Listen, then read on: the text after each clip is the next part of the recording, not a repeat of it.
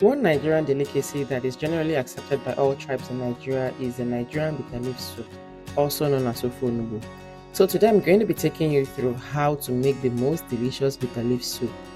Hi there, welcome to my channel. My name is Esther. If you are new here, welcome. And if you're a returning subscriber, thank you so much for stopping by. Feel free to explore all other recipes that we have on the channel, of course, after watching this one. Now let's get to work. Don't play with it, don't be dishonest. So first, the proteins. This is good meat. It has already been washed and thoroughly cleaned. Next is mackerel fish. I've also washed this and cleaned it thoroughly. I also have stockfish. Because this fish is usually very hard, I washed it and soaked it overnight so that it can soften before the actual time that I'm required to use it. Also, I have dried catfish. This gives some form of native taste to your soup. So for thickening agent, I have Cocoyam, also known as Ede. Usually fresh Cocoyam is preferred, but where I live, it's scarce, so I usually will make do with what I have, which is the dry one. And candidly speaking, there is no difference in the finished product. So I have ground crayfish, ground chili pepper, and seasoning cubes, palm oil as well. Now for the star of the show, the bitter leaf itself. It has been thoroughly washed and cleaned to remove almost all of its bitterness. I choose to use locust beans, also known as Ogiri, for that native aroma. So I'm going to start by adding all my proteins to the pressure pot, except for the mackerel fish.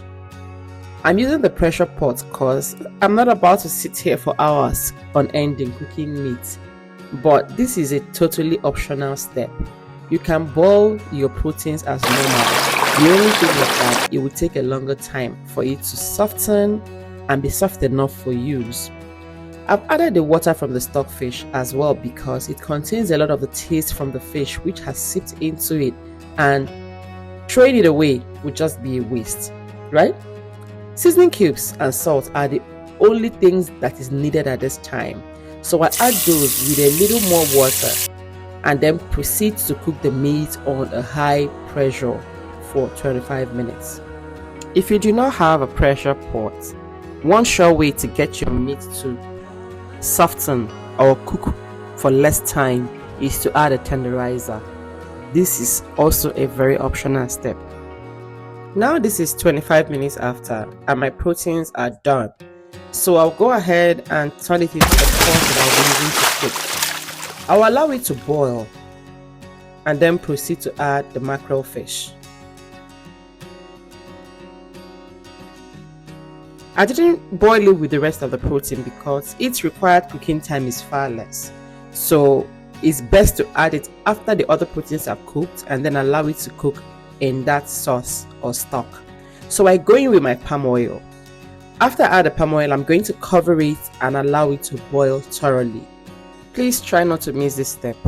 It gets white. While that is boiling, I'm going to go ahead and prep my cocoyam. Add it to a bowl and mix it with cold water. The aim is to form a paste-like texture so that it doesn't form lumps by the time I add it into the soup. If you are yet to like this video, please take this time to like and subscribe for more recipes like this. Now that the soup is boiled and the oil has combined very well with the water, I'm going to add my locust beans. You want to add this before the cocoyam so that it can dissolve very well. I'm going to cover this and allow it to boil for just about 2 to 3 minutes. And now that it is boiling, I can add more water to my desired level or the quantity of soup I desire to make. I'm going to bring this to a boil. You don't want to add the cocoyam into the soup when the soup is not boiling. Now that it is boiling, I can go ahead and add my cocoyam. I'm going to give this a very gentle stir while I proceed to add the rest of the ingredients. So I go in with my seasoning cubes, the crayfish. I will also be adding the chili pepper at this time and give it a stir.